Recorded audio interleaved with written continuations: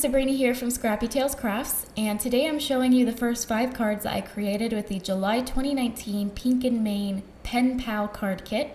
This kit is super cute. I'm going to quickly show you what comes in it. You get that adorable little envelope die and this super cute stamp set, which is actually what sold me on this month's kit. You get a full 6x6 paper pad. 2 of those papers are cut aparts, which I use on a few of my cards. Here I'm just going to quickly flip through the paper pad. Included in every Pink and Main card kit is a little card that tells you the contents of the kit as well as the color scheme, and I'm really happy that they include this because I was able to use the color palette to pick my Copic markers for my stamped images. You get a few specialty cardstocks, including this silver shimmer paper, and then that gorgeous rainbow mirrored foiled cardstock. And then you also get a turquoise polka dot embossed paper and a few colored cardstocks. Some of those were heavyweight, so I decided to use those as my card bases. You got a rose gold washi tape, some Darice sparkle glue, some paper clips, and some sequins, and then also some rose gold heart gem stickers. And I think that's everything. The kit is definitely loaded with a bunch of products that you can use to create some really cute cards. So off camera, I went ahead and stamped all of my images out onto some 110-pound Neenah cardstock.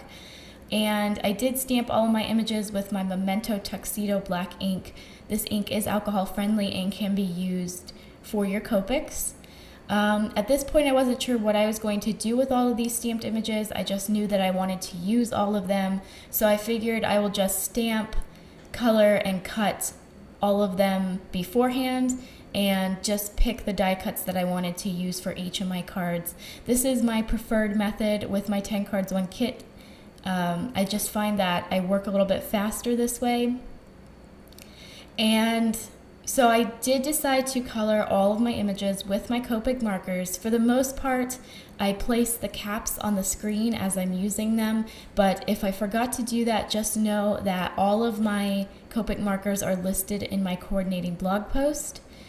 And I guess I'll tell you how I Copic color. I'm not an expert, but I find that I most of the time will start with my darkest marker and map out the darkest areas. So in the case of this mailbox, I chose to have my light source coming in from the top right hand corner. So I'm placing more of my darker marker towards the bottom left hand corner. And then I will go in with my mid-tone and I'm going to go over the dark areas and just extend that color towards the center of the mailbox. I am using my mid-tone the most, so my darkest color and my lightest color is not as prevalent as my mid-tone. And after I add in my mid-tone, I then go over the entire image with my lightest tone. And for the most part, this works out for me. Sometimes I have to first start with my light, then go to my dark, then my mid-tone, and then go over it again with my light. But for the most part, I have color families that blend very nicely together, so I typically go from dark to mid-tone to light. So I just went ahead and colored that entire image. For this little girl, I'm going to start out coloring her pencil with my Y markers, and then I'm going to color her hair. I love coloring hair with my Copics. I'm not perfect at it yet, but I feel I have some pretty good practice with it. And when I color hair, I actually use a flicking motion rather than a solid line. And I'm going to first go in with my darkest color, and I'm going to add the flicks where her part is and where her hair would naturally bend. So it would bend where her shoulder is. And then I'll go in with my mid-tone. I'm still doing flicks, and I would flick again from her part and then where her hair would bend. And I'm trying to make my flicks go in the direction where her hair would naturally fall. And for me, it is easier to flick away from myself. Some people prefer flicking towards themselves, but I like to flick away, so that is why I'm constantly moving this piece here. And then I go over the entire hair with my lightest marker. I don't bother to do the flick technique, but you could if you wanted to. I'm going to color her in pretty dark. I think she could be a Hispanic girl, so she's super tan and cute. I think I used E15, E13, and E11 for her skin. And then, again, using the color palette as a reference, I color her dress in this orange color and her boots in pink.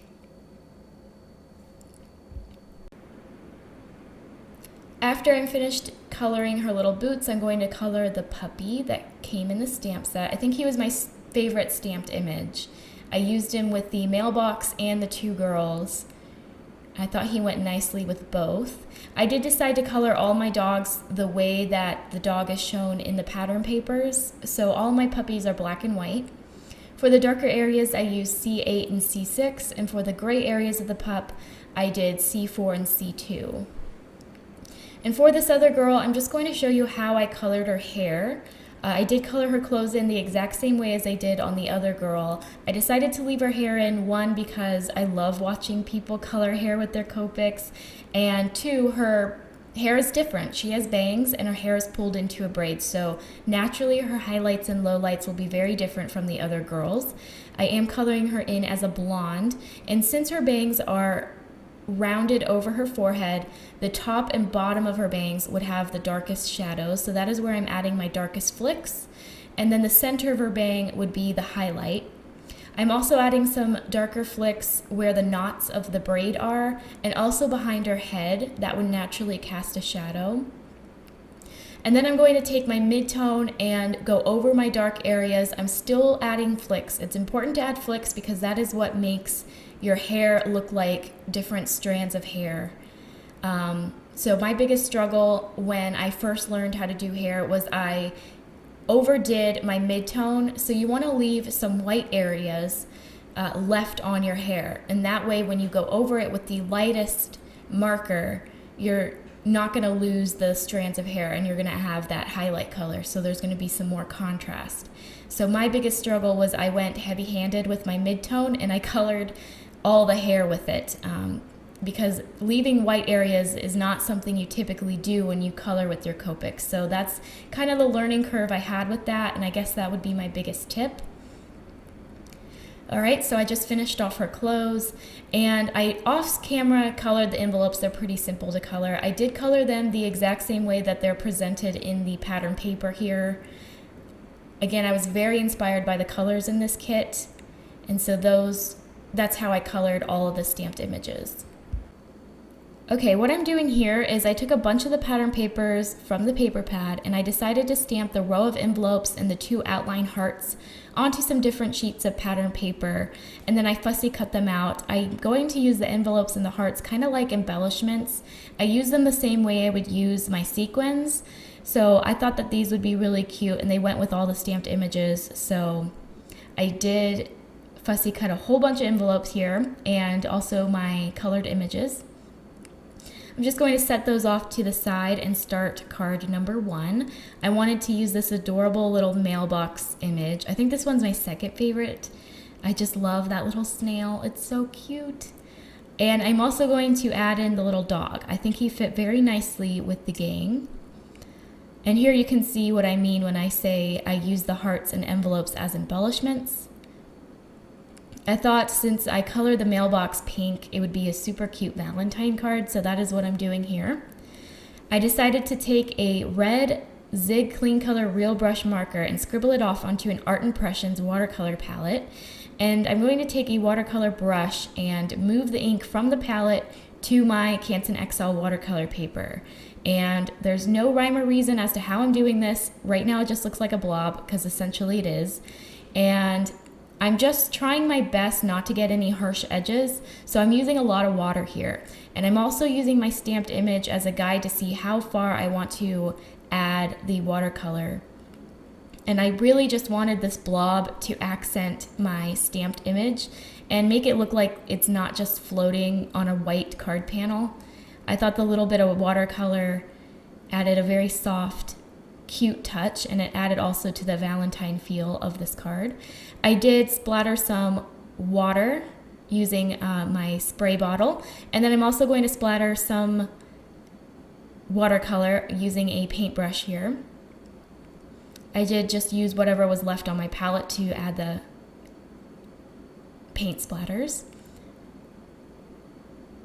And now I'm going to take a few of the hearts that I cut out And I like how this layout looks, so I'm going to attach my dog onto my mailbox. And then I'll also attach my hearts directly onto my card panel using my art glitter glue. I'm now going to stamp my sentiment before I adhere my mailbox. I think I chose Sending Paper Hugs. I think this little mailbox stamped image is very versatile. Like I said, Valentine cards, Christmas cards. I really like this stamped image. It's so cute. All right, so I'm adding some foam tape behind it, and then I'll just pop it up over my watercolor blob there. And then here I thought about matting it behind some pattern paper, but I thought I would just stick with this gray card base, which I created using the paper that came in the kit. I'm going to add a lot of ATG since this is watercolor paper and it's slightly bent because of the water I added to it. And then I just adhered it onto my gray card base, and that will complete card number 1. I think it's super cute. Okay, for card 2, I created a shaker card, so I'm going to take some of my Darice Heart dies and cut out a few frames using the orange cardstock that came in the kit. And then I'm going to use those same heart dies as a guide to help me cut the shaker windows out of this polka dot panel, which I cut to be a little bit smaller than 4 1/4 by 5 1/2. I decided to add one more heart window here. So I will just die cut that out with my Gemini, and then I will attach my orange frames over my heart windows. And I guess this would also be a super cute Valentine card, now that I'm looking at it. And that little girl kind of looks like she's in love with her foot popped up. I did also decide to add her cute little puppy. And I'm just laying the dog and the girl out just to see if I like it, and I do. So now I'm trying to figure out what color I want behind my hearts, and I decided to go with the white because I felt the white would help the sequins stand out. And now I'm adding some acetate behind my heart windows. I'll just trim off the excess here. And then I'm going to stamp my sentiment. I wanted my sentiment to be behind that largest heart. So I decided to stamp out Handmade Hello with my Onyx Black ink, and then I'll just cut that down and see if that fits behind the heart, and it fits perfectly. And now I'm taking some foam tape that is really thick. So it's kind of the equivalency if you were to double up your 3M foam tape. And I'm just going to rip it up and add it all over this panel here. I'm making sure that I am going around those shaker windows and having the foam tape touch so that none of the sequins fall out. So you can see how thick that foam tape is. I love it for my shaker cards. And now I'm going to take the sequins that came in the kit and add those behind my shaker windows. The two smaller hearts are very filled with the sequins. I added a little bit less to the larger heart because I knew my sentiment was going to go behind it, and I didn't want the sequins to cover the sentiment completely. So now I'm taking some scraps of white paper and adding them behind the smaller hearts.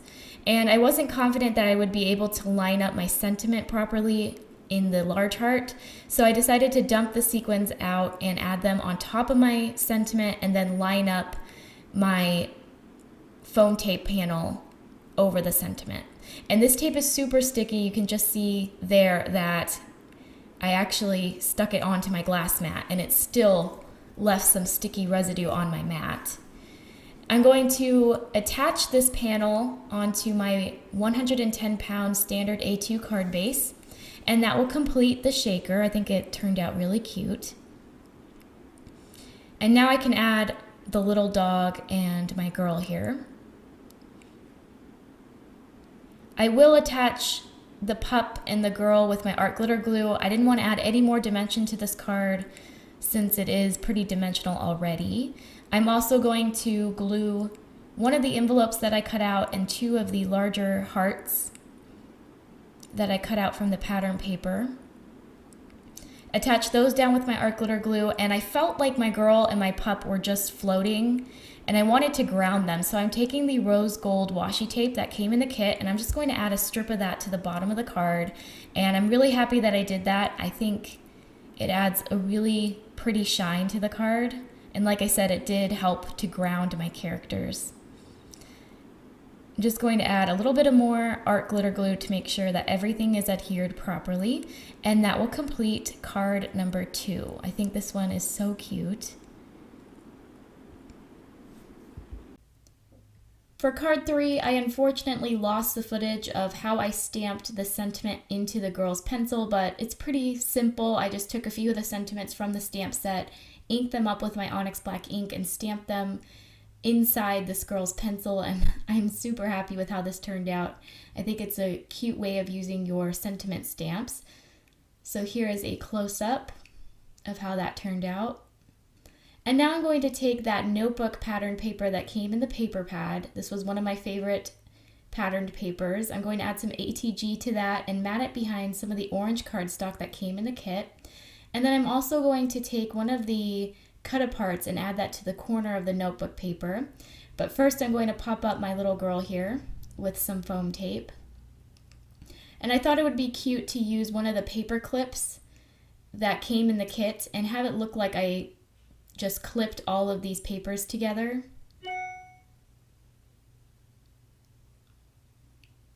So I did adhere the Sending Smiles cut apart, and now I'm just going to add that envelope paper clip to the top of that. And then I'm taking some of the orange hearts that I cut out from the shaker card and also a few envelopes, and I'm just going to scatter them around the girl to fill in the space. I am going to color the hearts on the envelope with a red marker. And then I'll just attach the envelopes and the hearts with my art glitter glue. And that will complete the card panel. So now I'm just picking out a card base, and I liked how the pink looked. So I am going to use that for my card base. I added some foam tape behind this orange panel because the paper clip adds some dimension. So I decided to add the foam tape to try to make it even. And then I popped it up onto my standard A2 card base that I created with the paper that came in the kit, and that will complete card number 3. Here's a close-up. For card 4, one of the papers in the paper pad had a bunch of different borders of the different stamped images that came in the stamp set, including these adorable little snails. So I decided to cut out that border and fussy cut each of the snails to use for this card. And now I'm going to take that row of envelopes that I stamped, colored, and cut out earlier, and I'm going to attach one snail for each one of my envelopes, and it just so happened that I had just enough snails to layer above each of my envelopes here. And I love that these little snails have messenger bags on them. I think this is so cute, very creative. I am attaching each snail with my art glitter glue, and that will complete my fun little border. I did decide to layer my border on top of this rainbow mirrored foiled cardstock that came in the kit. I will trim this down to be a little bit more narrow. And then I'm going to take some foam tape and pop up my rainbow panel over an orange mat that I created with the cardstock that came in the kit.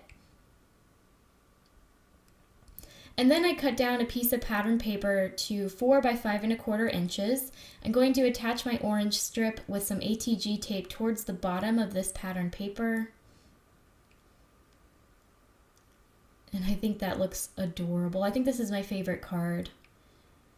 And now I'm going to work on the sentiment. I chose Sending a Little Note. I will stamp it with some Onyx Black ink and stamp it onto a banner die cut. This die cut is by Heartfelt Creations. I will have it linked in my coordinating blog post. And then if you had a sentiment that said snail mail, that would be perfect for this card. I'm going to take some of the gray and white baker's twine that came in the kit. I'm going to add some baker's twine above my orange mat and below my orange mat.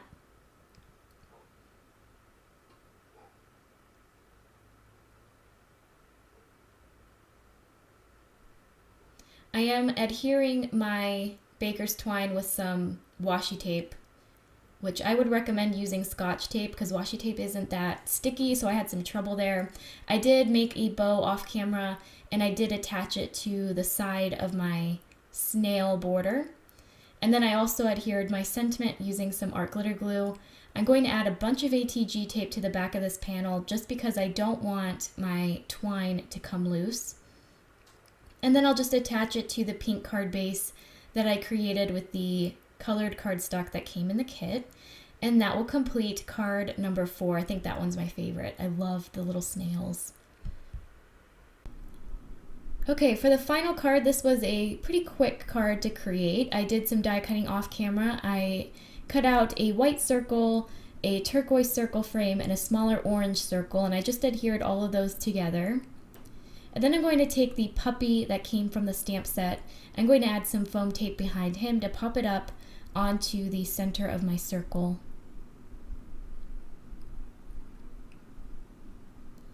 And then I'm going to take some more foam tape and I'm going to cut it down to small little strips here. And I'm going to use those strips to add foam behind these teeny tiny letters. The letters I created using the pattern paper that came in the kit. You saw earlier I stamped the row of letters on some different pattern papers. I also decided to color a few of my own. So all of these envelopes are from that border stamp. And they are all just fussy cut. On all the images that I don't leave a white border, I do go over them with a black marker on the edges just to make them look more clean. So that is what I did with these envelopes, and you can see that I'm just arranging them around this circle frame to kind of frame in my little puppy here. I thought that was a good use of the letters that came in the stamp set. And then I'm just going to add some foam tape behind my circle. And then I'm going to take a strip of that turquoise embossed polka dot paper, add that to the bottom of my card panel here. And then I popped up my circle. And then I'm going to take some of that gray baker's twine. I'm going to add some of that where the pattern paper meets the polka dot embossed paper. Again, I'm going to attach my baker's twine with some washi tape. And then off camera, I created a double bow with that same twine. I decided to adhere it on the right-hand side using my art glitter glue. And then I'm going to work on my sentiment. I did cut out another banner with that same Heartfelt Creations die. And now I'm going to stamp out Sending Smiles with my Onyx Black ink. And then I will attach the banner with my art glitter glue and then trim off the excess.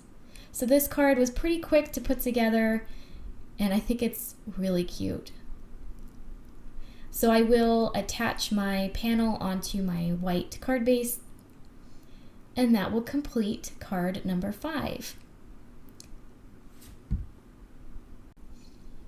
Okay, so now I'm just going to show you all the cards that I created in part 1. Part 2 should be up fairly soon.